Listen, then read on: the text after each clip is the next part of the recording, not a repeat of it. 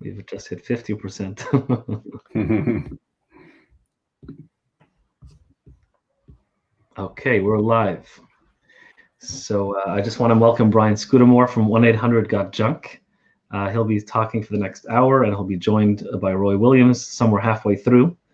In addition, I just want, before I start, to thank Refuah Health Share, and they are the title sponsor for this event, and you can visit their booth by going to the lobby and clicking on the top right corner and checking their booth out. So do that, please, after this talk.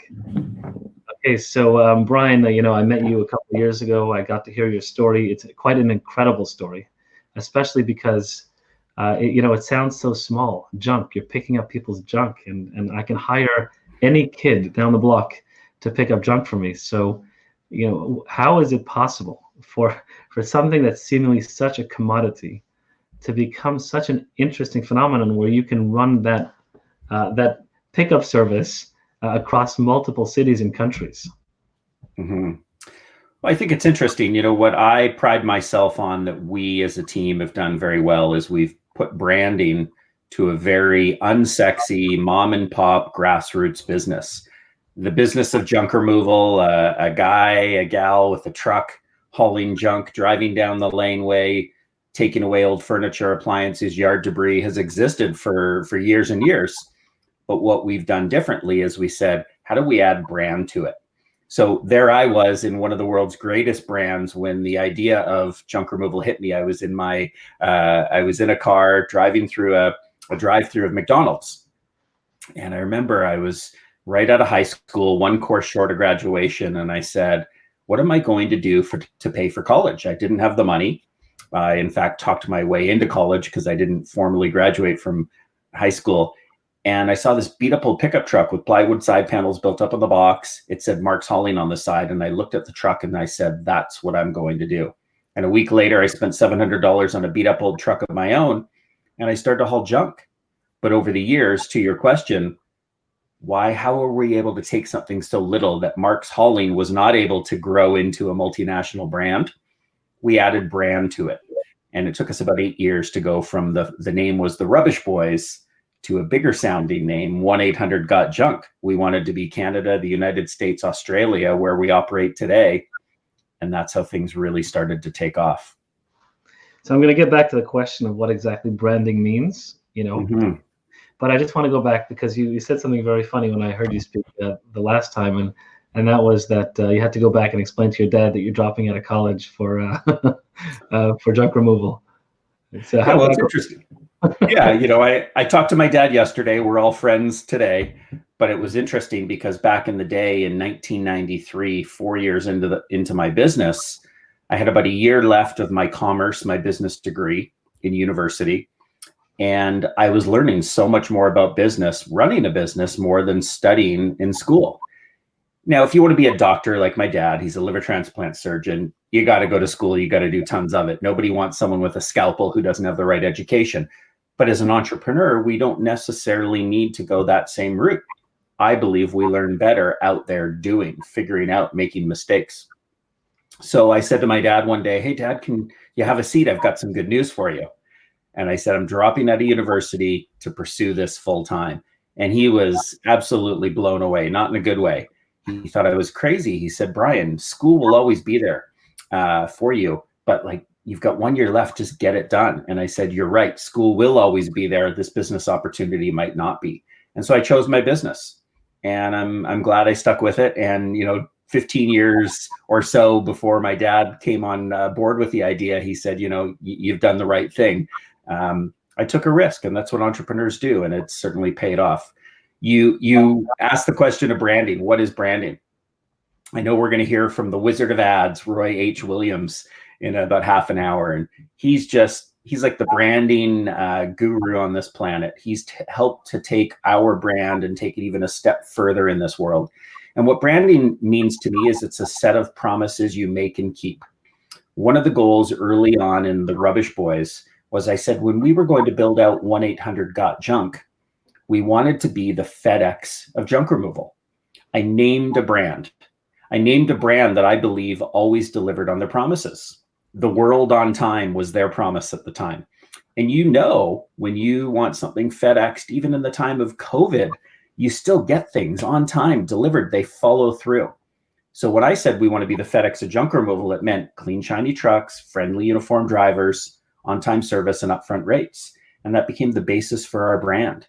And someone might say, well, clean, shiny trucks, that doesn't matter in junk removal. Absolutely it does. You never get a second chance to make a first impression. Let's offer up a brand that always looks so good that people say, these guys must be really good at what they do. Yeah, so if you can go back and just picture, like, you know, now, as you said, your clarity on what the brand is precise. It's there, it's clear. But how did it start? Like, if you could go back a little bit and think about how did that idea, how did that epiphany of just wanting to do everything right in every level? Yes, I know you named FedEx, and FedEx actually, it opens up my mind. Now I understand clearly what you're doing. But how do you come to that? You know, you're sitting there hauling junk, you're dirty all day long. Everyone else has dirty overalls, ripped jeans, whatever it might be, and you're thinking, no, shiny suits, blue caps, the number is clearly defined everywhere. What brought you to that realization? Well, I don't think it was an overnight sort of epiphany. I think it was a gradual process where I started to learn that marketing and branding really set us apart. I cared so deeply about customer service. Where I got my customer experience for customer service was my grandparents had an army surplus store in San Francisco. It was in a dodgy end of town, Russian Jewish immigrants who built the store. And I would go there and work with grandma and grandpa every weekend and realize that, wow, the way they take care of people, the smile on their face dealing with customers, the cleanliness of the store, everything they did got me excited and fired up about my way to do business. So when I got out there and started to build this brand and wanted to stand out and be different, the one thing that I saw besides customer experience was how we looked and how we, our external experience of the promises that we would make. So it started to become important to me. As you said, you know, was there an aha epiphany? I don't think so. I think it was over time that I realized, can we afford to buy newer trucks that are clean and shiny? We can't afford not to. They're going to cost us more money in the short term, but in the long term, safety and appearance would be incredibly impactful.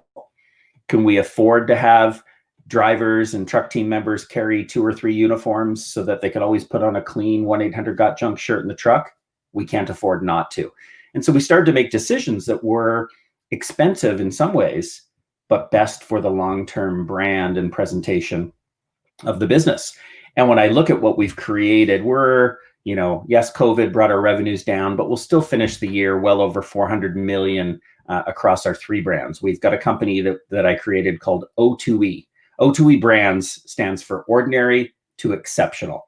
So if someone went to o2ebrands.com, they would see 1-800-GOT-JUNK, Wow One Day Painting, where we paint people's homes in a day versus the chaos of doing it in 2 weeks like most people, or Shack Shine, where we do windows, power washing, and gutters. And if I look at junk removal in the early days, we said, we are taking an ordinary mom and pop dirty industry and we're making it exceptional through customer experience and through branding. And that's made all the difference in the world for us and the pride we take in the growth that we've achieved. So first, I'm happy you mentioned the number. Most people are scared or don't feel comfortable saying the number of the sales dollar figure. The thing I realized when I visited your premises in Vancouver was seeing that your numbers are clearly on the walls. Computers are constantly updating. Everybody in the organization is completely clear on what's happening in the organization. The other thing I realized, and obviously by saying the number, you give people confidence in what you're saying, and the fact that you're doing the right things actually leads to great results. It's not that you're spending money for no purpose. It actually goes somewhere. The other thing I noticed, and I'm curious about the history of this, is that everyone in the organization, as I walked around, was willing to help, willing to offer information, totally open, always smiley, always happy. And I even noticed your desk, like you would just, it seemed to me that you weren't there that day, but it seemed to me that you would just take a laptop and drop anywhere and just sit amongst anyone. And it leads to not fear, but the opposite, feeling that you're part of the team. And what I'm curious about is, today. But first, I want to say, like, how did that work? Because originally, I can't imagine that everybody in your organization was on board with you. And my question to you is, how did it look at the beginning, and what changed over time to give you that beautiful experience when you walk into the office where everyone's on the same collaborated team?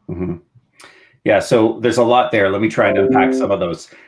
Number one, in terms of the appearance of the space. Now, if you walk into, we call it the junction, spelt with a K, junction, like the word junk. The junction is this beautiful environment, as you mentioned, very open office, no private offices for myself, our president, nobody.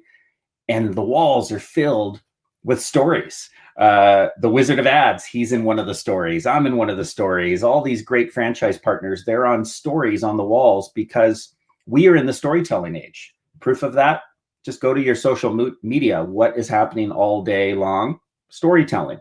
That's how we learn. That's how we grow. That's how we realize our mistakes. So we put this stuff up on the walls, and it was really looking at how we branded externally. How do we bring that branding of stories that we want to be a part of our culture forever? And we started to put that on the walls. It's been powerful for us. I miss those days, frankly, of being in the office versus the basement home office here. But hopefully we'll get back to that sooner rather than later. I think so much of what we've done as a business, from open office environment and culture of me plopping down a laptop in any given workstation. I don't like to be the center of attention. I don't want the big corner office. I want to be someone who's out and about in a cubicle like everybody else, connecting, learning, hearing what's going on in O2E brands and where people are challenged and where I might be able to add wisdom or advice and or be a part of the conversation. So all these things that we've learned, I think, has come from observing other businesses.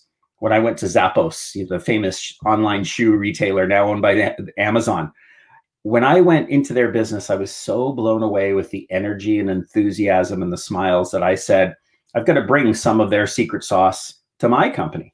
And so we're always borrowing things from other people, and we're trying to share what's working for us so that others might be inspired to do the same thing. The very number-centric culture, that's something we talk about, our net promoter score every single day as a business and how we're doing on a customer service perspective. We talk about our revenue. Now, you mentioned, that it's sort of bold, if you will, to share some of those numbers. Not everybody wants to share them. I don't share them as a, hey, look how much money we're making and trying to brag, but I share it more as a context of, we were $1 million business, a 10, 100, a 400, we're off to $1 billion, as a way, as a measuring stick of the game we're playing. Anyone out there who's a sports fan, how boring would it be to go to a hockey game and not track the score? You want to know who's winning. You want to know who you're cheering for, and you want to know what winning looks like.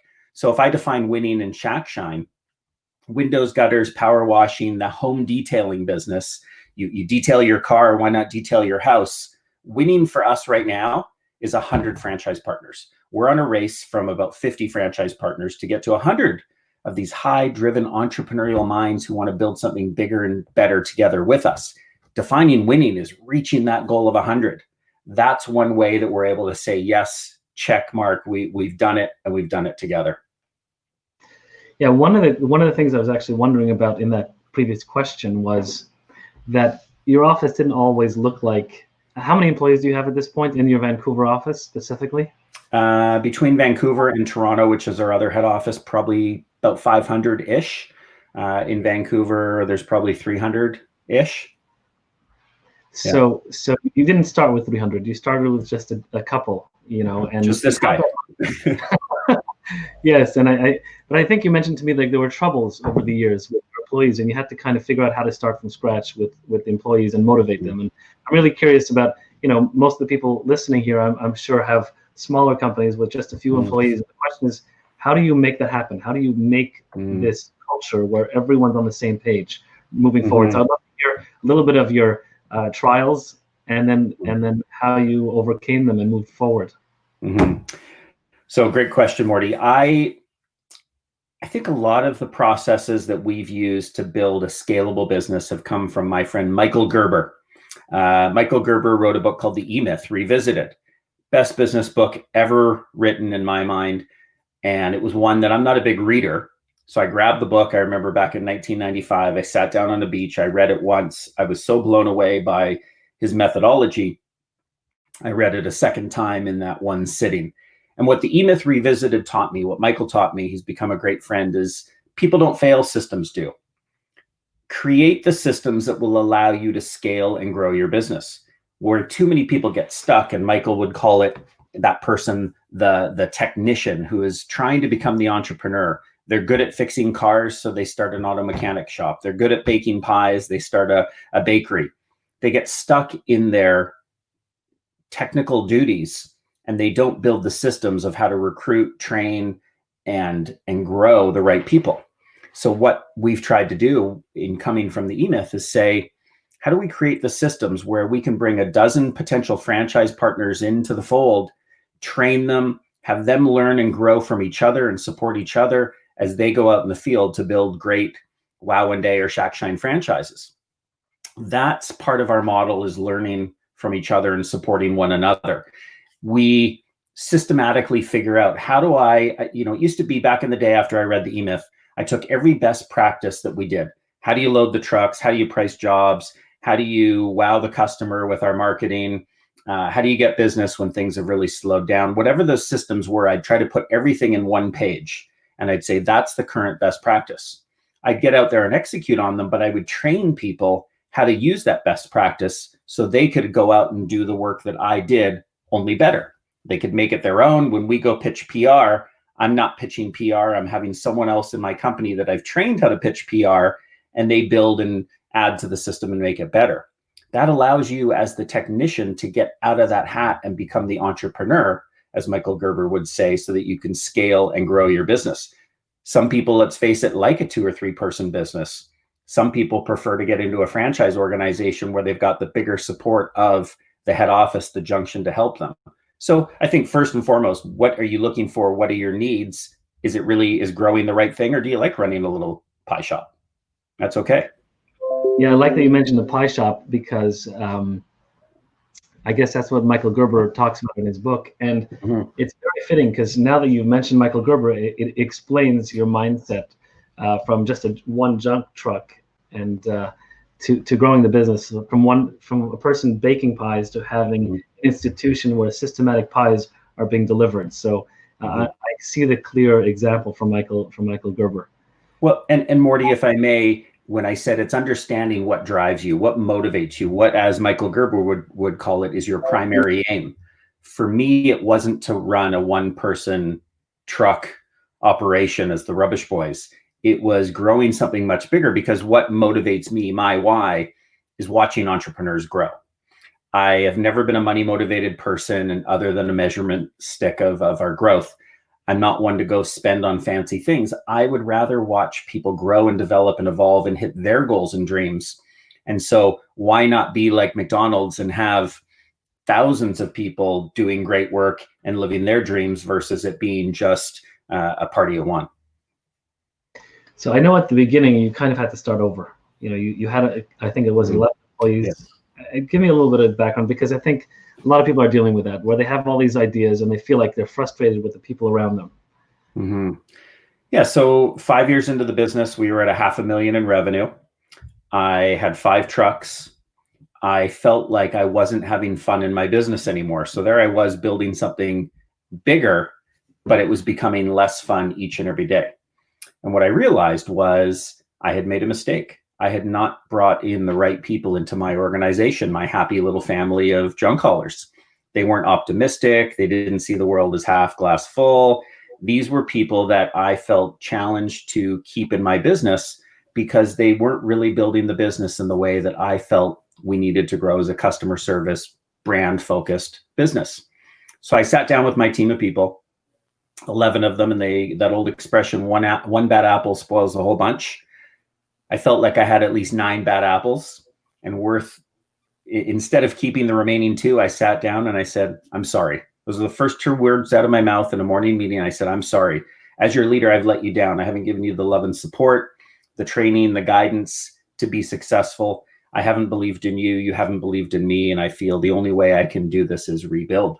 So I ripped off the Band-Aid, and that day went from 5 trucks and 11 employees down to just me. I had to rebuild. Now, an incredibly painful time in my life as an entrepreneur, but imagine having to let go 500 people today because I had all the wrong people. I had to make a decision back then to fail, to make a mistake and learn from it, so that today we could be the happy entrepreneurial culture that we've got today from those lessons learned in the past. So I just want to say hello to Roy. Roy Williams came on. Brian mentioned Roy a few minutes ago, but we're going to get to Roy in about 2-3 minutes. Perfect. Hi, Roy. Hi, Brian. Yeah, Brian said some really nice things about you, Roy. So he always does. That's just his nature. He's a wonderful human being, unlike myself. Come on. I say nice things about you because you are a wonderful human being, and you've been such a big supporter of our businesses. So thank you, and look forward to our chat. Yeah, so that's going to be interesting. I do want to get to one more thing because before we get to the branding, because I think that's going to take a little while. Sure. And that is just COVID-19. You've got trucks on the road. You've got hundreds of people working in close quarters.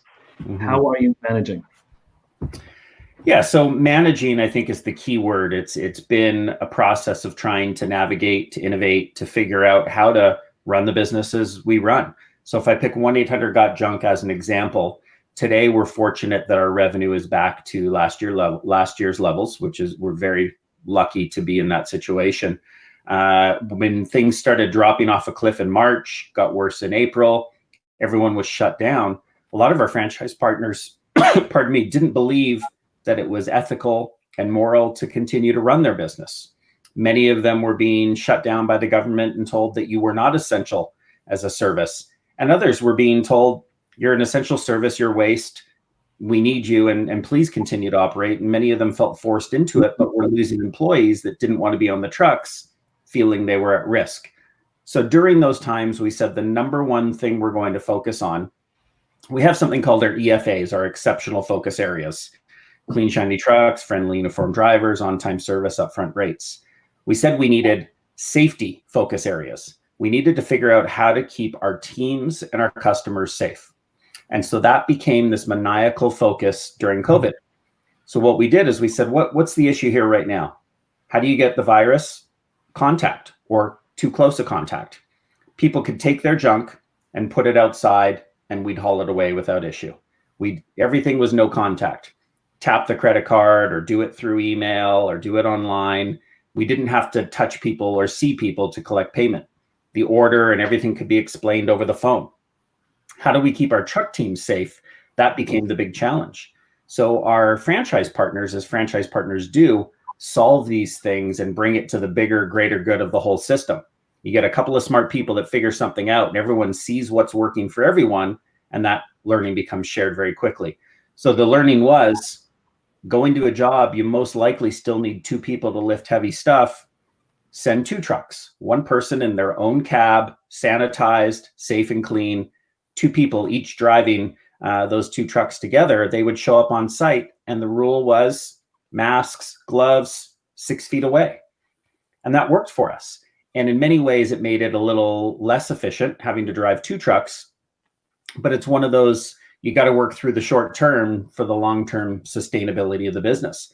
Many of our franchise partners, in fact, most of them, did not have to lay off their entire teams because they found a creative way to work.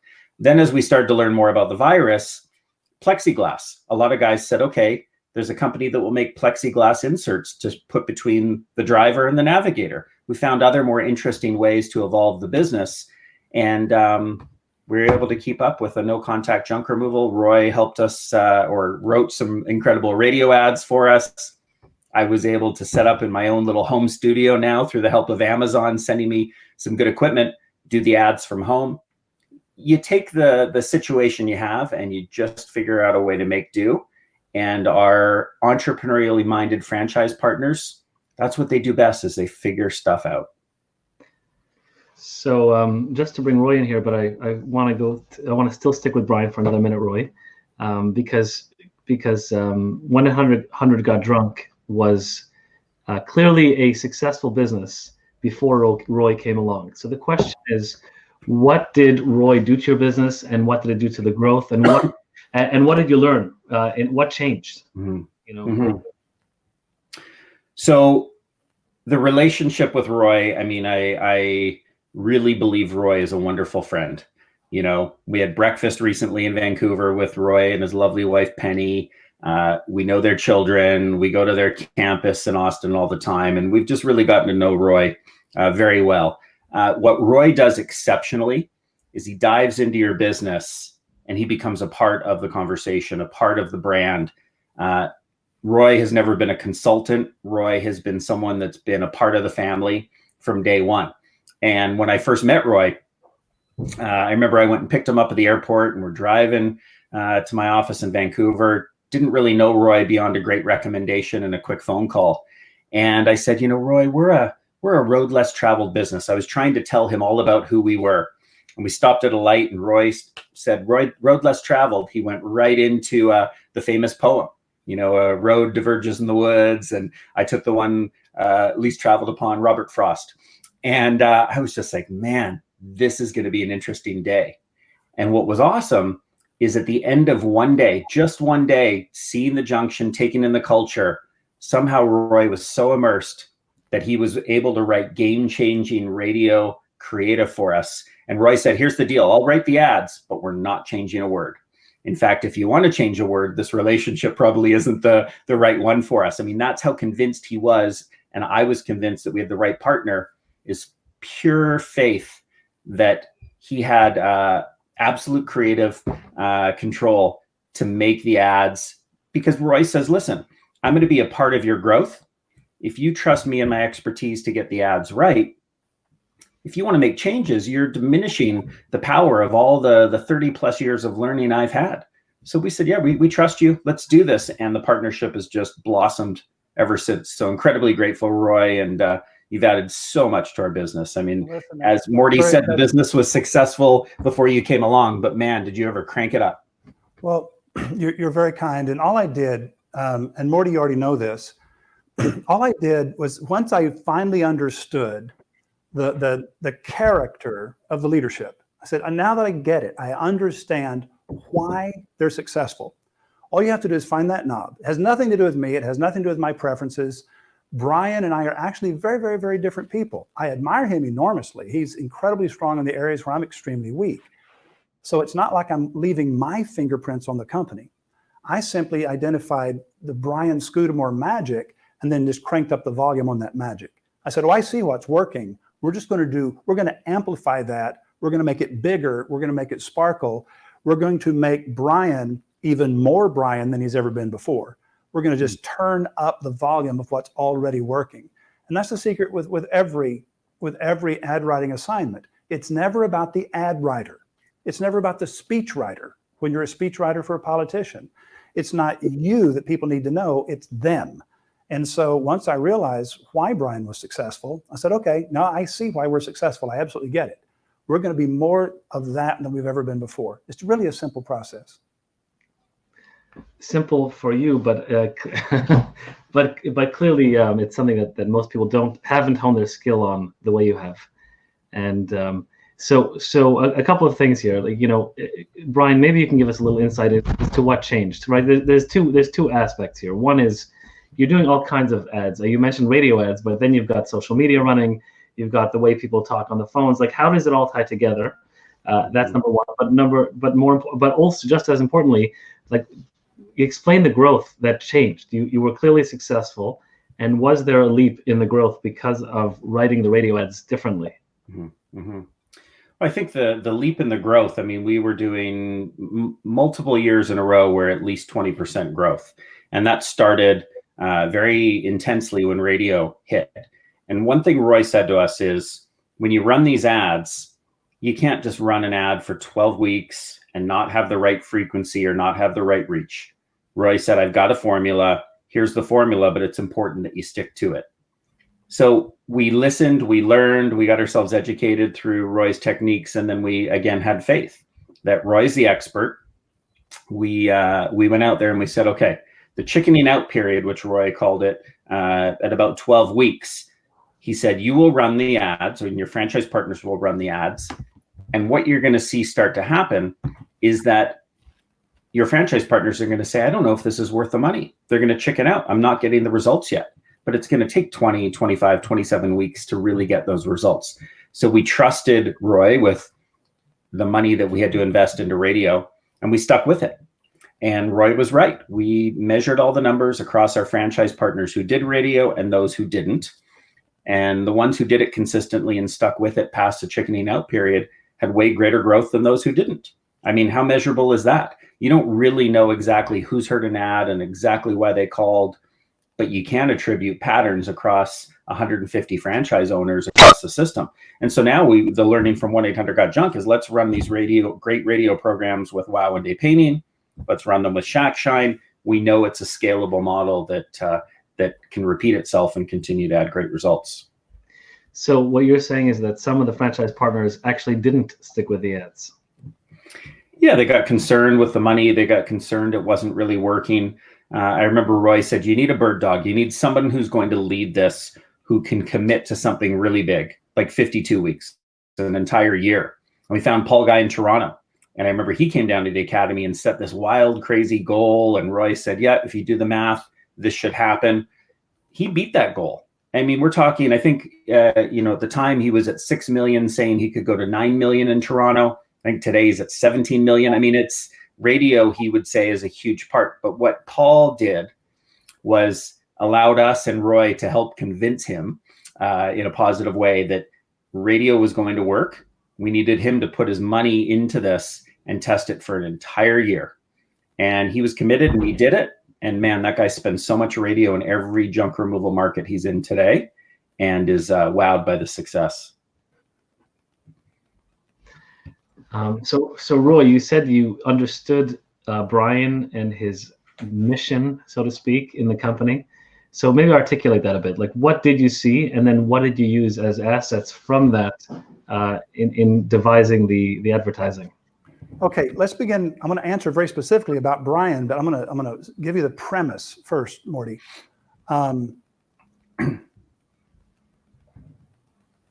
People don't bond with a company. People bond with a personality.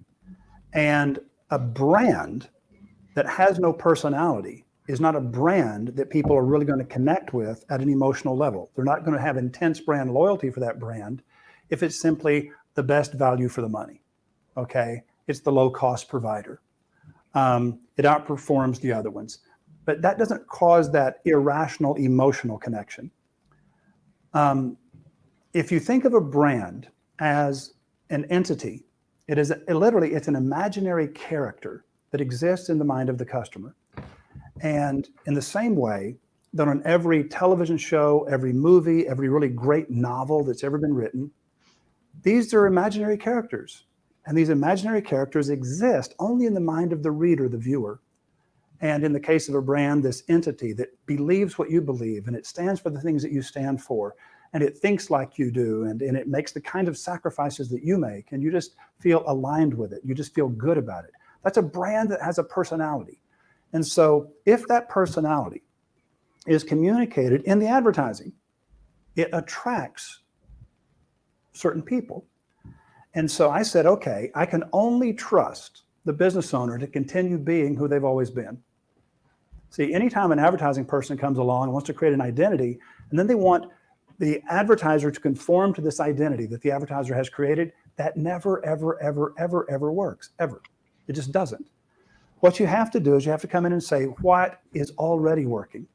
And what I realized about Brian immediately, I mean, Brian got a tiny bit frustrated with me, as I recall, because he didn't think I was listening to the whole backstory of the company. And I'm going, I don't need to hear the backstory. I've already got this deal figured out. And what it was, when you're around Brian Scudamore for more than like 15 minutes, you realize he is always going to take the positive outlook. He's always going to assume positive intent. He thinks the best of everyone. He thinks the future is going to be wonderful. He stays constantly happy. He wants everybody else to be constantly happy. He wants to make people happy. He wants to just abolish sadness. He wants to abolish frustration. He wants to abolish pain and discomfort in every possible way. And once you realize, oh, he's this 24/7. He's going to keep being this no matter what I do. So what I want to do is create a personality for this brand that lets Brian be the bigger, brighter, more sparkling Brian than he's ever been before. And it finally hit me one day.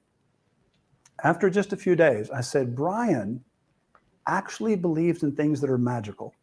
He believes in magical outcomes. This guy believes in rainbows and magic and beauty and perfection and happiness.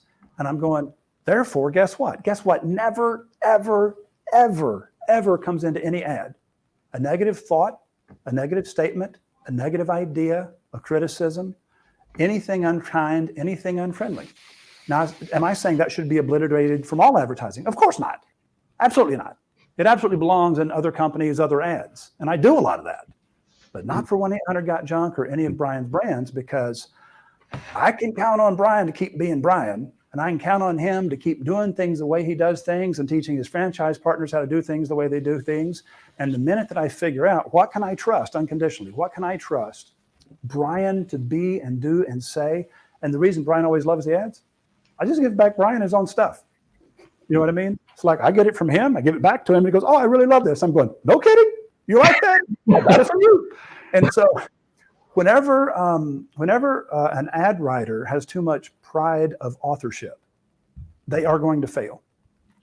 You have to simply take from your client and from their essence and their core values and their deep, deep beliefs. You have to understand that, protect that, guard that, amplify that, make it more attractive, more interesting, and present it with greater force than it's ever been presented before. But it's what's always been there. I've said many, many times, good advertising will not make a company successful unless they were going to be successful anyway. Really great advertising will only accelerate what was going to happen anyway. And if this company doesn't deserve to be successful, advertising won't help them. You cannot save a bad product with good advertising. You just can't do it. So I think, Brian, you already knew all of that, right? Yeah, I mean, I knew from our years of conversations, and I believe it. It is absolutely true. You can take a brand and you can accelerate their growth by them being more like that character they already are. Otherwise, it feels like it's out of integrity, and it doesn't feel real, and consumers are smart. Brian, so, when you started seeing the ads for the first time, go back, I don't know how many years it's been at least a decade, right? So did you immediately understand what Roy was giving you? Did the team, I know that franchise owners wanted to back out of the advertising, but before that, when they saw the actual scripts or they saw the first drafts of the ads, what was the reaction? Do you remember? And how they take it at first? Yeah, but I remember we played the first round of ads to our franchise partners at one of our big kickoff events. It was about 8 years ago in Las Vegas, if I remember correctly, 2012. And I was looking around the room as the ads were playing over the speakers, and there were smiles. They felt the magic. They felt the optimism. They felt my voice kind of raise up an octave, and we had some fun with it. Now, people were probably skeptical. What would this do? They sound great. They love them. But what Roy did, a couple of great things that really stood out for me was Roy's always said that specifics are more believable than what's generalities. The word, right? Generalities. Thank you. Yeah. And so he mentioned the exact place where I started the business, the McDonald's drive-through, and told that story. And I couldn't believe that when that was in the ads, how I would meet people in any city in North America, and when they knew that I was the founder of 1-800-GOT-JUNK, they're like, you started in a McDonald's. And they pictured me in that drive-through, and they really remembered elements of the ads. Roy started to name in local operations, whether it was Paul Guy or Tyler in Kansas City, in ads locally, they would become the heroes. And that helped them to see that, wow, everyone seems to know me. Not me, Brian, but Paul or Tyler. And so it started to get us really all excited about the ads. And then the last thing was this brandable chunk of the magic. Now, we know in real life, you can't just point and junk disappears, but that became a brandable chunk that was throughout and still throughout our radio ads and television ads. You point, junk disappears. It's like magic. Customers would start to point at stuff. I mean, you'd run into someone on the street and they'd talk about 1-800-GOT-JUNK and they'd start pointing at things. They're like, look, look, look. And people got engaged in the story and just had a ton of fun. So, I mean, it's worked for me from day one. It might have taken a little bit longer for franchise partners who were spending good money, but when they realized and connected like I did with how the effectiveness of the ads worked, that was real magic. Now, Morty, my favorite moment, and I'm glad Brian is here because he will either remember it or not remember it, but I love telling this particular story. I could tell Brian was just trusting me by reputation, but since my temperament is not like Brian's temperament, I'm very irascible. I'm a little bit of a curmudgeon, you know, and I don't hide that. But the thing is, to demonstrate to Brian one day, I made a little PowerPoint, I had like 5 slides on it. We got together one morning and I just showed him these 5 slides. And he said, "Who have you been talking to?" And I said, "What do you mean?" He says, "You've talked to my mom. You've talked to my mom." I'm going, "No." And he said, "Well, how did you show me those pictures?" And I said, "I just showed you pictures that I know you represent this idea." He says, "Well, you just showed me my 3 favorite movies when I was a kid growing up and my favorite breakfast cereal." And do you remember what the 3 movies were, Brian, in the breakfast cereal? Of course, Willy Wonka, Dr. Dolittle, and Peter Pan. And the breakfast cereal was Frosted Lucky Charms. They're magically delicious. Lucky Charms, they're magically delicious. And so I showed him that because I was trying to explain to him, in this world we're going to create in the ads, when Dr. Dolittle is there, animals can talk. But when Dr. Dolittle is not there, nobody can understand the animals. And I said, and then whenever Peter Pan is there, other people can fly, but they can't fly unless Peter Pan and Tinkerbell are there. And I said, and the same thing with Willy Wonka. Willy Wonka. I said, there's magic that happens, but only whenever he's there and it's his special environment. Mm-hmm. And I said, so 1-800-GOT-JUNK, there's magic that happens when they are present that cannot happen unless they are present. And this whole thing, and when you start looking at, you know, the Lucky Charms, they're magically delicious, and the little leprechaun and all this stuff, you're going, this is that crazy fantasy, happy, magical world where anything can happen, but only within the boundaries of this magical world, and you can't violate the boundaries of that magical world. So there's certain things, and this is important, there's certain things that are absolutely excluded from that world. And you have to have rules for that world. Now, every science fiction writer knows this. Every fantasy writer knows this. For a world to be believable, it has to have specific rules. And there are certain things that can happen, certain things that cannot happen, and there have to be boundaries. And so I was sharing with Brian, I just showed him those pictures, and he goes, wow, those are my 3 favorite movies, my favorite breakfast cereal. How did you know? And I'm going, well, they're just representative of this world that you have created. You have created this world in your franchise. My job is to guard and proliferate that world and to make more people fall in love with that world and want to live in that world. And he goes, okay, do that. And so it's really that simple. It really is that simple. You're so gifted. You make it simple, because I'm still blown away. Yes, I remember the story, and I still don't know how you came up with that without talking to my mom. They're just what I'm saying. They're just examples of everything that you can just watch. See, if you just watch somebody, literally, it takes about 8 hours. If you just watch a person and you listen to them in their natural environment, and you listen to the things they say and they don't say, and you meet their people, and pretty soon you start getting the vibe.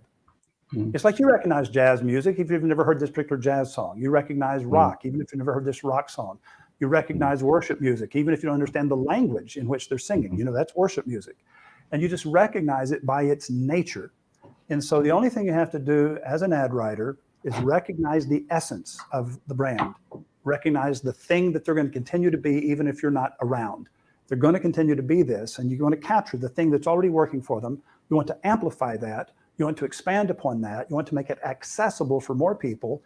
And there will be a lot of people strongly attracted to it. Not everybody, but enough that now the brand has personality. It's an attractive magnet, and you have an ad campaign instead of just a series of offers. Most people have a series of offers and they call it an ad campaign. It's not a campaign. An ad campaign is connected by its essence, by its personality, by the rules of this universe you have created, by the values and beliefs and assumptions of this entity.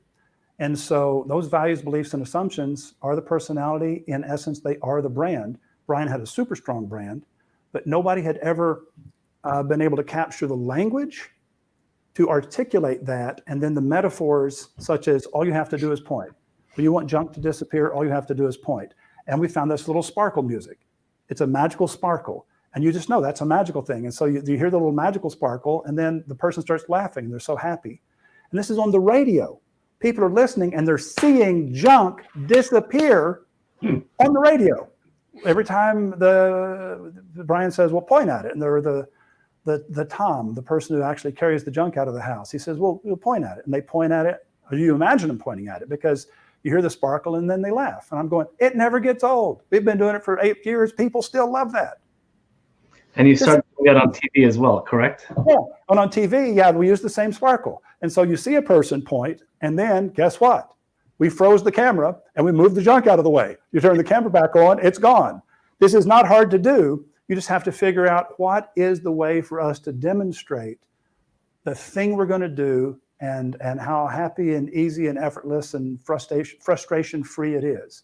So all these things were already there. We just have to demonstrate the thing so that people get it. And we have to make it entertaining because entertainment is the only currency with which you can purchase the time and attention of a too busy public. Entertainment. Brian, you must have been freaked out when Roy showed you your favorite cereal. It was a strange moment, but again, I look at Roy's talent of being able to listen. While Roy says it takes 8 hours and you just have to pay attention, you take an ADD entrepreneur like myself. I mean, good luck getting me to pay attention for 8 minutes. However, I think people are who they are. And if you do pay attention and distill things down to a bigger, better version of themselves, huge power in advertising.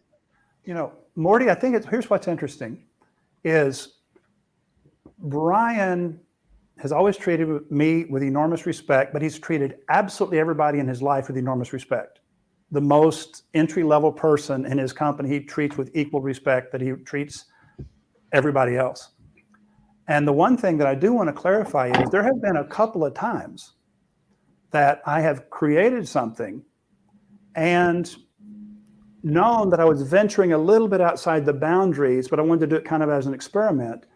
And after thinking about it for a few days, Brian would always have this very, very, very friendly, very elegant way of saying, hey, do you think we ought to consider? And it's basically his way of saying, let's dump this and start over. And I know that's Brian speak for, this is not quite what we do. And so every time I've got the least tiniest bit of my own personality on it, it doesn't smell right. And Brian always very gently, and it's been about twice in the 9 years we've been together, I realized, I really missed the mark on that. And when I turned it in, I knew it wasn't on the mark. And Brian would figure out a way to pretend that he loved it, but he had another idea that might be even better. And 100% of the time, he just redirects me back to the core principle. And the reason that I sometimes screw up, this is the real truth. I feel like, man, this is just too easy. I need to work harder than this. I need to add something we've never done before. And it's a mistake to do that. And I've learned over the years, I don't need to quit feeling guilty about how easy this is to keep this moving forward. Because when I try to satisfy my own need to be creative, I always mess it up. And in those times when I do mess it up, Brian has very gently always said, yeah, I really like this a lot. But what we might also consider is doing it the way we always do it. And so he says it differently than that. But like I said, is whenever I say, all I just try to do is capture and guard and to amplify and keep my own fingerprints off of it. That's the job of every ad writer. And I share this because, Morty, I know you've got a lot of people watching right now who think that advertising is scientific. And I'm going, yeah, there's elements of it that are. But the part that actually makes it work is the artistic part. And the artistic part is simply an accurate reflection of the nature and the essence and the personality of the company and the performance of that company and the leadership of that company. And if you can communicate that to the public, people will either be attracted or repelled. And you just hope that more people are attracted than repelled. Yeah, so we're going to get back into that a little bit more in about 8 minutes on the top of the hour, which is what you're going to talk about, Roy. I do want to go off because we've got 8 more minutes with Brian, because there was something that you mentioned, Brian, about the no, don't leave me. You're part of this conversation, Roy. I'm just starting with Brian. Yeah, one of the things you said, Brian, was that throughout the years you had to figure certain things out in the advertising, and this is something you said a while back, and it always struck me. You had a difficult time putting pricing in your ads. I think that's what it was, or the way you developed the pricing for your company. So are you able to just tell us what the issue was? Meaning specifically, you charge by truckload versus how the customer sees. Can you explain that a bit? Yeah, maybe a couple quick thoughts on that, and that would be a great one for Roy. Roy really solved the problem for us. But Roy helped highlight what a frustration that I had every time I would do what I called a ghost call, where I'd call into 1-800-GOT-JUNK and just pretend I was a customer and listen and ask questions and sort of see how things went and inspect what I expect. And I felt frustrated that if I'd say to someone, I've got a washer. I know you charge by volume, by the truckload, whether it's a quarter, a half, a full load, whatever you've got. I get that. But as a customer, why can't you tell me? You know how much space a dishwasher or a fridge takes for one item. Why can't you just tell me instead of saying this big song and dance?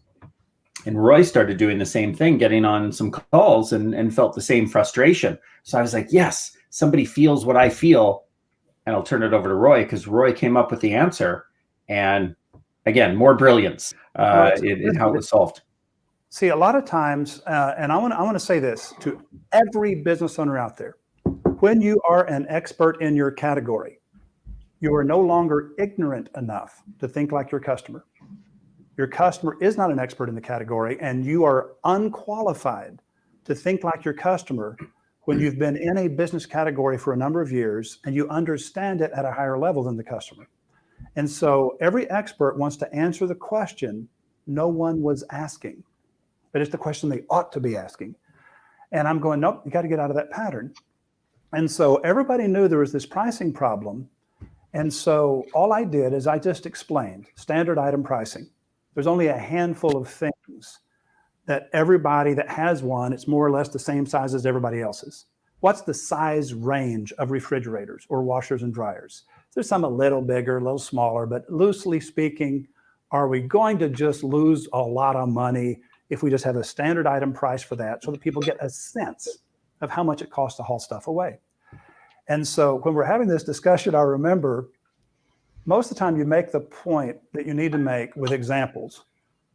And David St. James, who's the managing director these days at 1-800-GOT-JUNK, at that time was marketing director. I adore David. And so I remember he still tells this story because when it really hit him, because there's some operational things and there's some questions and making sure the franchise partners really understood it. I said, all right, how often do you get this call? Hey, I have a sofa. How much to haul off my sofa? Well, we'll come out and we'll give you a free, fair, friendly on-site estimate. And we'll take a look and we'll give you an upfront price. It's a sofa. How much to haul away my sofa? Well, it depends on the percentage of the truck it takes up and what. It's like, hey, buddy, my sofa, same size as your sofa. How much would it cost to haul off your sofa? And so David starts laughing. He goes, I get it. He goes, we don't need to come and see the sofa. Sofas are about the size of sofas. You know what I mean? And so I said, just give me just all the items that are always standard. Just have a list of those. It doesn't have to be comprehensive. Let's just have some standard item prices. And so everybody goes, we can do that. It doesn't change anything. It just gives people this handful of examples. I think. Let's go ahead and do that. And I'm going, we could have done that a long time ago, but we had to think in the simplicity of the customer. We had to put on the eyeglasses of the customer, see the world through their eyes. And it's just not that hard to do. See, Morty, an ad writer, if they're any good at all, their single greatest value to your company is their ignorance. They bring ignorance. They bring the same ignorance that the customer has. And when you become an expert in a product or service category, your ignorance is gone. Your naivete is gone. You're going to start answering the questions that no one is asking. And so I jealously guard my ignorance. I'm a wonderfully ignorant person. I just want to explain that part of the problem with mentioning a specific product in terms of the cost of the product is that you can't just, Brian couldn't just bring a truck to someone's home for a small TV. And I think part of the mental gap on the side of 1-800-GOT-JUNK was they were worried if they say $25 for a TV, you're going to bring a whole truck to a location for $25. It doesn't pay for the gas. And the question is easily solved. See, let's say a person called up and said, "Hey, I see you haul off TVs for $28." I said, "Yeah, we got a truck on your street headed your way right now." Now, while the truck is coming, see, the one thing that is absolutely my very favorite thing about Brian's genius of the company, okay? All the phone calls are answered in one phone room. We don't have to train the people answering the phones for each of the franchise partners. Every call, think about it, every call to 1-800-GOT-JUNK goes to 1-800-GOT-JUNK. And so we answer the phone for all of the franchise partners. And so Brian has the top, most expert telephone customer sales people. I mean, I forget what they're called. Call center agents. Yeah, call center agents. Call center agents. So anyway, those people are so well trained, so well managed, so motivated, so enthusiastic that I can ask for anything. Say, guys, when somebody calls for the $28 TV, tell them, hey, while the truck's on the way, why don't you look under the bed, look in the top of the closet, just name all the places and say, and if you find something else you'd like to toss on that truck, while we're there, just let the driver know and they'll give you a price to add that. So we're on our way to get that $28 TV. You know what we found out about people that have a TV they want hauled off for whatever the price was? They have about $300 worth of other stuff they'd like to get rid of. They just didn't know it. And so what happens is the simplest thing in the world.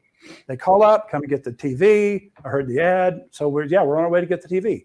Now there's the knucklehead factor. The knucklehead factor is, yeah, once in a while, they didn't find anything else. They don't want to have anything else hauled off. Here's the TV. But you know what? We're not going to go broke doing that.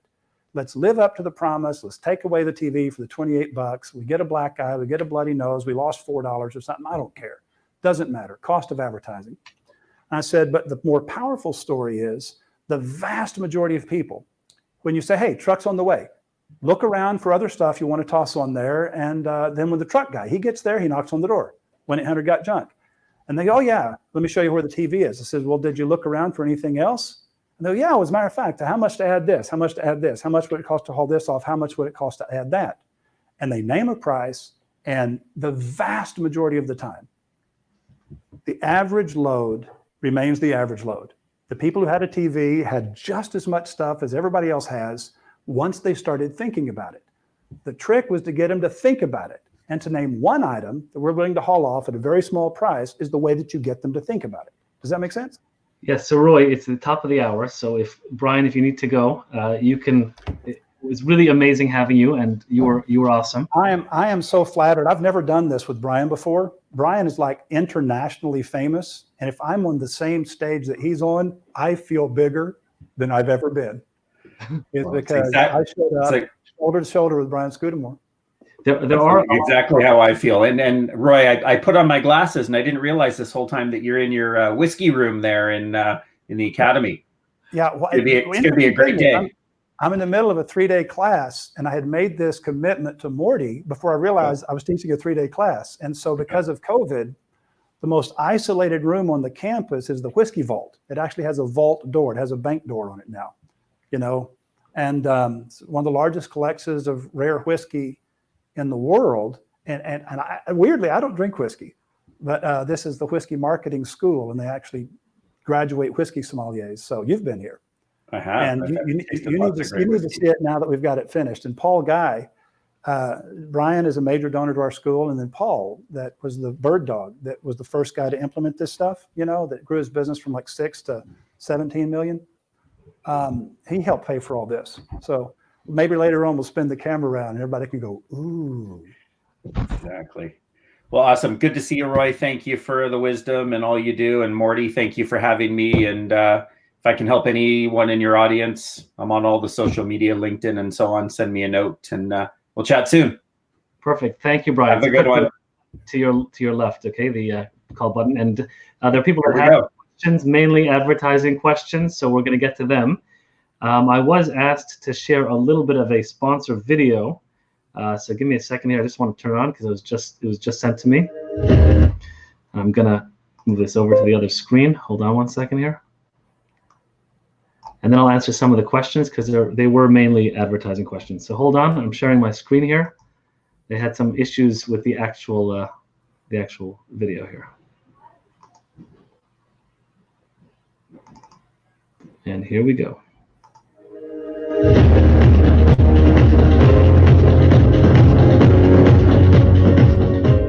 My name is Maishi Katz, National Director of United Refuah Health Share. If you are one of the many Americans that spends over 20% of your monthly income on healthcare, you can relate to the founders of United Refuah Health Share.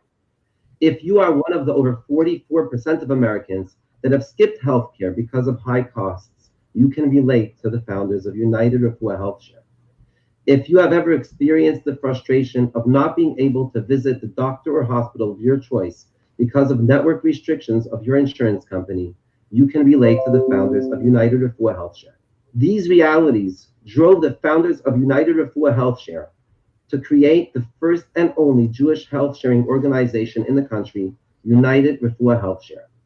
Since our inception, United Refuah Health Share has saved our members on average between $10,000 to $20,000 per family per year on their healthcare expenses. This savings has translated into the ability of our members to afford tuition, Yomim Tovim, Simchais, and their day-to-day expenses with greater flexibility and greater menuchas hanefesh. United Refuah Health Share is not an insurance company. It is a group of Jews spread across over 30 states who have joined together to share in each other's medical expenses. With a health sharing organization, members make affordable monthly contributions based on their family size. Aside from a nominal administrative expense allowance that is set aside from these contributions, the remainder is deposited in the member share boxes to be used for their medical expenses or for the expenses of others in time of need. Baruch Hashem, since our inception, our cumulative payout of all medical expenses for our members has only amounted to less than 30% of overall contributions. We attribute this number to tremendous siyata d'shmaya and to the devotion and dedication of our team members on behalf of our members. Membership is available nationwide to individuals in general good health and under age 65. Our plans are very simple. For singles, a plan is $219 a month. For couples, $349 a month. For families of up to 6 family members, $519 a month. Larger families with over 6 family members contribute an additional $50 per month for each additional family member. To put this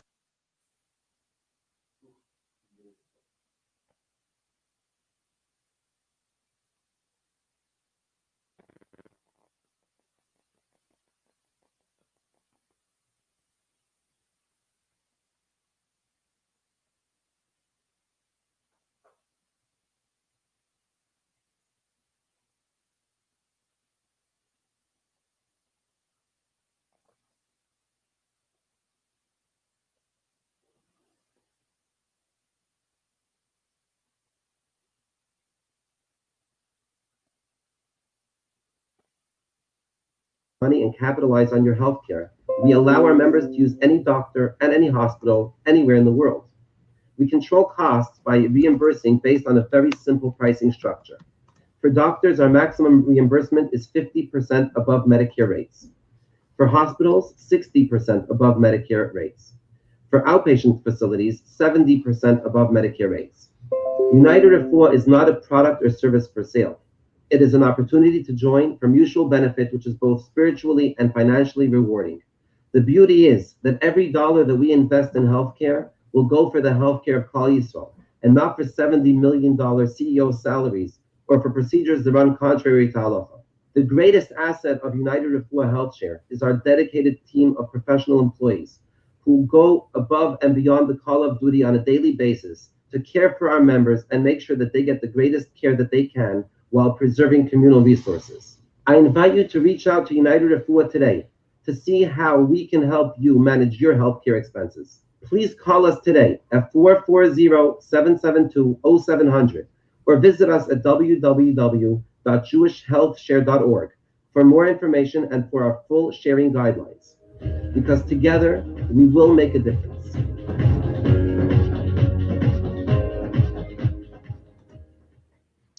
Okay, Roy. So Yes. we're back. Yeah, that's our title sponsor. They're amazing people and putting together some really amazing stuff. Now, before we go any further, I'd like to make a tiny comment about what we just saw. Whenever we were talking about Brian and the essence and the essence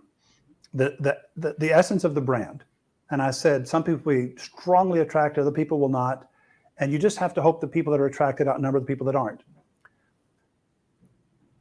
That is obviously going to be a successful company. First time I heard of it was today, of course. But I'm assuming they're already successful. They're going to continue to be amazingly successful because the one thing that they have the obvious courage to do is identify an affinity group. And most companies do not have that courage. Most companies have this idea that there's nobody they want to leave out. Well, guess who we're leaving out at 1-800-GOT-JUNK? Unhappy people. We just know we so focused on being a certain way that people who don't like that, they don't want to work there. They don't apply for jobs there. They're just not part of the Brian Scudamore affinity group of that just happy, positive outlook. And every powerful brand has a natural or imaginary affinity group. And whenever a person says, we are going to focus on a certain way of thinking and feeling and believing. And every brand that's successful does that without question. If you look at Nike, you know exactly the essence of their brand. If you look at Apple, you know the essence of their brand and the things that they are trying to spread and the way that they look at the world. And so as I'm listening to him, I'm going, you know what? He's doing all the right things in the right way. And it's just that simple, despite how people are going to be successful. And I share this as an encouragement. Because a lot of times people have, as you know, Morty, they have strong beliefs, but they're not sure that everybody's going to agree with it. I'm going, they don't need to. They don't need to. You can make infinite amounts of money and still have a lot of people that don't fit your brand offer, your brand essence, your package. So I enjoy. Meaning some of the ads. Yeah, meaning some of the ads will not appeal to certain amounts of people, and that's not a problem. And the term I use, because I said I'm kind of a curmudgeon, I tell advertisers all the time, choose who to lose. Choose who to lose, because you're not going to appeal to everybody. So decide who you're going to appeal to powerfully, and then just, forget the others. And nobody ever wants to do that, but it's one of the most important things you can do is to decide. I believe that advertising is targeted not through the media that you use to deliver it in most cases. Advertising is targeted by the things you say in the ad. You target who you're talking to by the things that you say and the things that you don't say. And so all of the example I just gave with Brian Scudamore, the things we say and how we say them and the things we don't say, that identifies who we are and what we're all about. And how can you say, well, how does hauling away junk have anything to do with this happy outlook? It doesn't. It doesn't. The happy outlook is just what makes it attractive. It's just what causes people to feel a connection to it. It's the entertainment part of the brand. So whatever you want to ask now. Yeah, so I just want to go through some of the questions here before we move on a little bit. Lee Green made a comment that I think is from the previous, from Brian, which he said, great story. Jennifer Glass said, some copywriters really know how to make it work, and Roy is one of those guys. Jonathan Ayalon said, genius process, simple and humble. I guess he was referring to the whole 1-800-GOT-JUNK process. Chaya Lichtenstein said, I love what Roy is saying. People connect with a brand's personality. So true. I created a personality behind my brand that people connect to. Lee Green said, working on creating a personality for my brand. I wish Roy was on my team, and he can be. And then there's some questions here. One more thing, Brian, a couple more things here. Brian Wallace said, love your Be Like Amazon book, which was an excellent narrative of how even a lemonade stand can brand. So you can look that up. And then Israel Bamberger wrote, any tips books or websites that can give me the guide for dummies to create an advertising campaign. So I just want to stop on that for a second, because I met you, Roy, in around 2000, maybe 2001, and I do want to mention your book from the 90s that still sits on my shelf. As a matter of fact, I've given away, if not dozens, at least 100 of these over the last couple of years, and it's still my Bible. The original Secret Formulas of Wizard of Ads, the entire trilogy is an incredible book read. And even though digital media has kind of taken over the discussion, the tips in that book is still so fundamental and should be important to anybody, even if they're in digital marketing. So I would love you just to mention some. Yeah. No, you go ahead. You go ahead. Yeah, no, I was just going to say that I read that first book, and it really changed. I read The Secret Formulas of the Wizard of Ads first, and it really changed the way I look at advertising, a complete 180 from where I was before to where I was after. And people kind of get lost, especially today, and think, okay, social media is where it's at, but really social media is not where it's at. It's really where the message is. I want to speak first. I am going to answer the question about what books a person should read. Okay. And believe it or not, Secret Formulas is not one of the top 3 you should read. It's like the fact that Morty likes it, I think is adorable and delightful, and thank you. But the other thing I would say, that the one person, it seems like, for whatever reason, it seems like it was a woman that asked or said, gee, I wish I could put Roy on my team. And I'm going, oh, they don't need to, because I just need to say this to everybody that's watching. One of the people that I admire when it comes to creating the right personality for a brand is Morty Silber. And I'm saying, you're looking at Morty right there, and I'm going, Morty is younger than me by a lot, and because of that, he's more affordable than me by a lot. And he's probably better and more in tune with the marketplace today than I am, because I'm coasting on reputation right now. I'm old and famous, and so I don't really have to be good anymore. Where Morty is as good as I used to be when I was young. And so I think people just need to know that, Morty, because you never toot your own horn. So one of the things we're realizing about you, Roy, you're as good at that as anybody I've ever known. One of the things we're realizing is that you're very good at complimenting people around you. Not really. Now let's talk about books. Yes. If I was going to say to a person, the very first book on marketing they should read, believe it or not, is Marketing Outrageously by John Spolstra. And it's John, Jon, no H, Spolstra, Spoelstra. Now, John Spolstra, his book, Marketing Outrageously, you will be enchanted. You will say, oh, this is really outside the box thinking, and it's brilliant, and I get it. And it's a very fun read. Now, the next book you need to read is super old, and it's a very thin little book, and it's maybe 30 years old. And it's called The 22 Immutable Rules of Marketing by Al Ries and Jack Trout. Ries is, I believe, R-E-I-S-S, okay? Al Ries and Jack Trout, The 22 Immutable Laws of Marketing. And then the third book you need to read is even older than that. And by the way, these 3 books are very, very, very, very different from each other. One is not just an extension of the next. They're very different from each other. But the only other book you need to read was called, it's written by David Ogilvy. What's it called, David Ogilvy? On marketing. Ogilvy on advertising. Thank you, Morty. Ogilvy on advertising. Ogilvy on advertising is from a previous era, but if you read Ogilvy on advertising, he's talking about magazines, he's talking about newspapers, he's talking about the power of long copy versus short copy, he's talking about the importance of headlines. Now, headlines today are subject lines. You've got headlines and banner ads, but the subject line of an email is a headline of sorts. And when you read David Ogilvy on advertising, when you read it and you apply all of that, it's 50-year-old technology, apply every bit of that to digital advertising, and it absolutely still makes sense. It absolutely still works. And so John Spolstra's book, the Ries and Trout book, the David Ogilvy book, that's all you need to read. I own all those books, and every one of those books are really incredible, but I do want to include this on the list, Roy's book. Okay, let's just take a look if there are any other questions before. People have made a lot of comments, but Overall, those are the comments. Some people are saying very informative. Okay, so let's go into your topic, which is when the hearts and the minds will follow. Okay, now this comes down to Dr. Roger Sperry won the Nobel Prize in 1981 for his documentation of brain lateralization. Now, what he said was, we don't have one brain divided into two halves as much as we have two separate competing brains.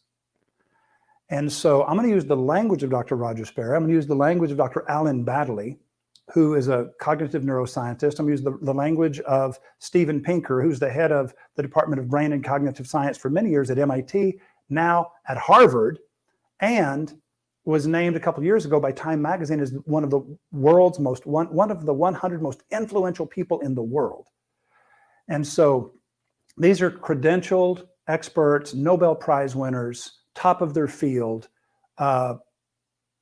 actual scientists.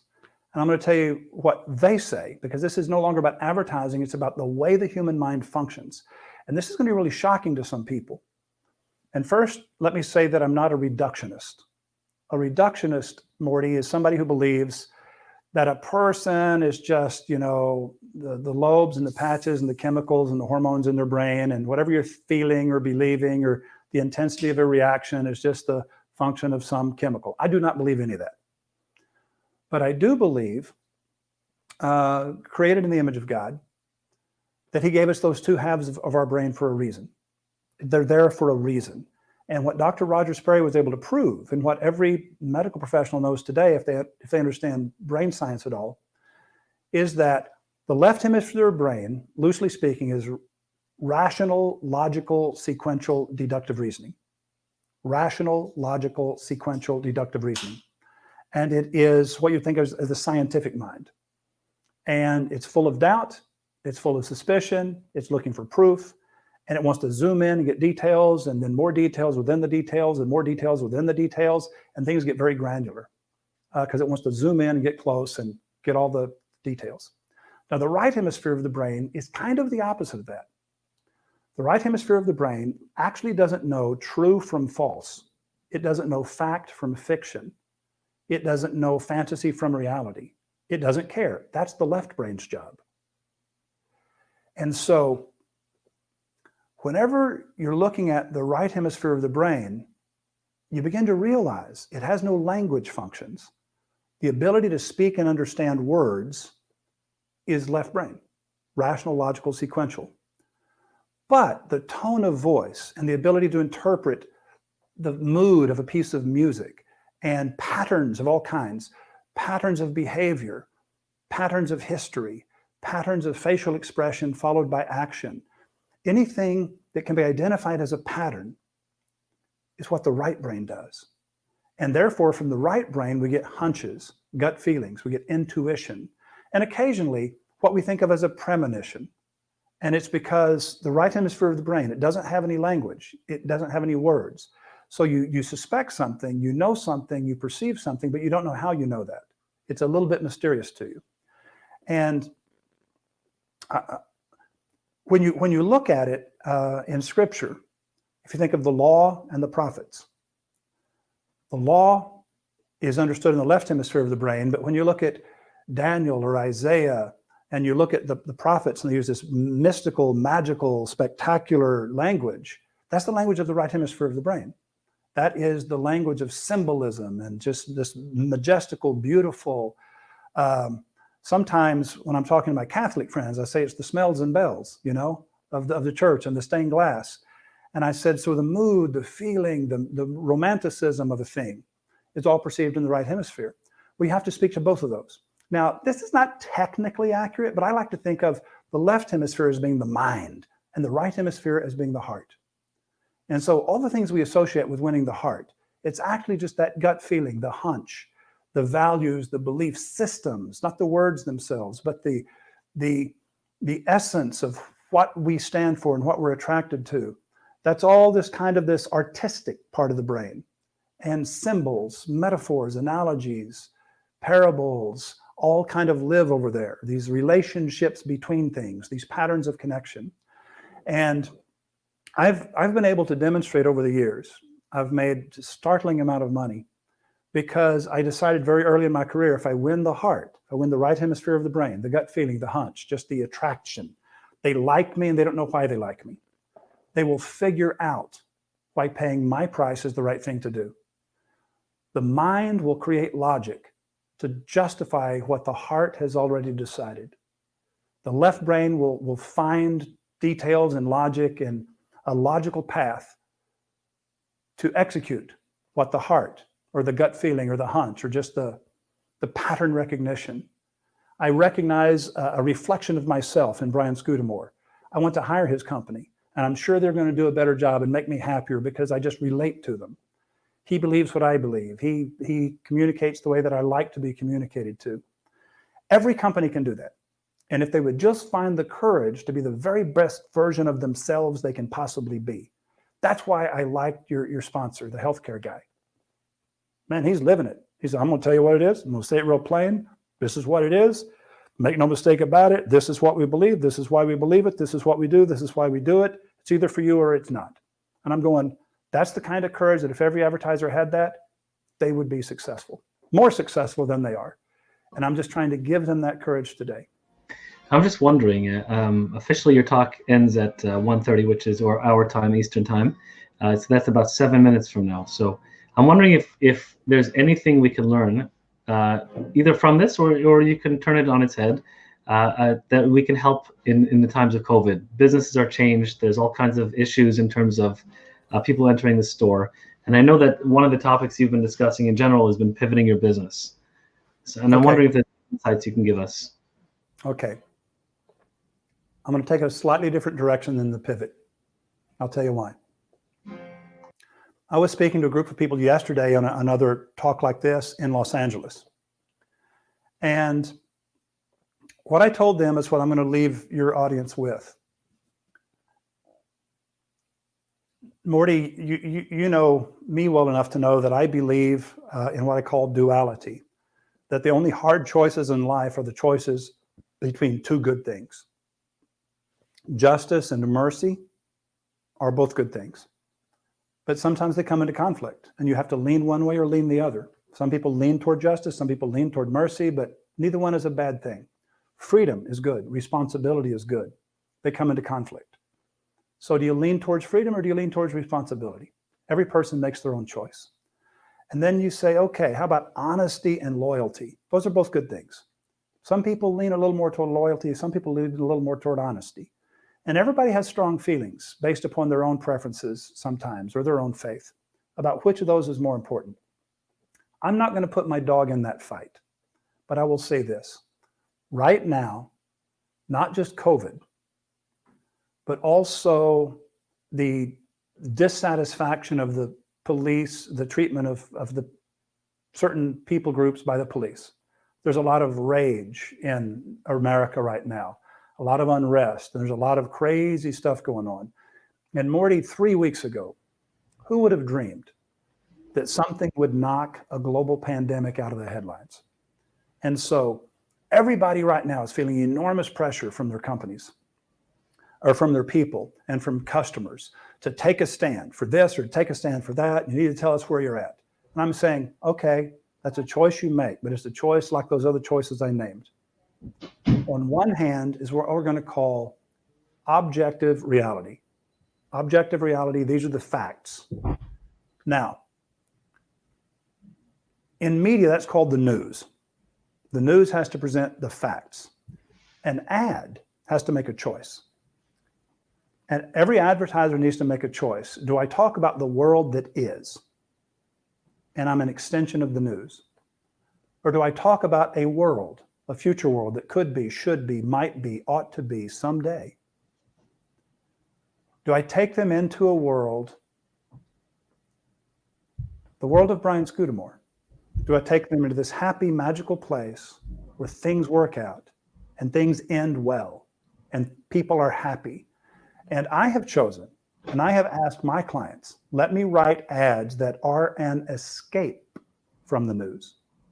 Let's leave it up to the news and the commentators and all the people that have these deeply felt opinions to share those opinions. I don't think we should put our dog in that fight. We will be criticized for not getting in the fight. And if we get in the fight, we'll be criticized for not going far enough. And if we get in the fight, we'll be criticized by the people who think we chose the wrong side. And I said, there's nothing we can do to escape criticism. So once we understand we're going to get criticized no matter what we do, no matter what, I say, let's just talk about the thing we can do to make the future better than the past. We can make your junk disappear. All you have to do is point. Okay? And I'm saying, I'm urging people, yeah, we're getting pounded enough, but from enough directions with the problem. I don't think it's the responsibility of the advertiser necessarily to take a position and to take a stand on a problem. I said, I prefer, and I could be wrong, and I'm prepared to let somebody else believe totally differently than me. But I believe in giving people a moment of escape, giving people a moment of entertainment, making them smile, make them laugh, make them think a happy thought, give them a positive future to look forward to, even if it's just the house being less cluttered. Even if it's the old rusted swing set in the yard is gone, and that pile of stuff back behind the shed is gone, and the place just feels bigger and cleaner and happier because Brian's people showed up and all the junk disappeared. Okay, so that's my advice about participation in the topical media of the moment. Go ahead. So we can only fix our little area of the world, and we should focus on that little area of the world. That's what I'm saying. Yeah, Roy. So it's 1:28 Eastern time, and you were here for an hour. And I just want to thank you so much for joining us. And you were extremely articulate and helpful. And I'm sure everybody listening right now is really happy that you had the time to come on. So thank you so much, Roy. And I will say this, only because it's true. And Morty knows why I agreed to do this. It's because Morty Silber is one of my favorite people in the entire world. I celebrate every time Morty comes to Austin to spend a day or two with us. And so I look forward to the next time you're down here, Morty. And I also want to hear, if anybody in today's audience did not realize that you're just as good at this stuff as I am, if any of them asked for you to put that to the test and to prove it, I want to hear the story of how you proved it to them, because I know what you can deliver. I'll see you. Thank you so much. You're awesome. And I feel the same way about you. I know. Have a wonderful day. We are.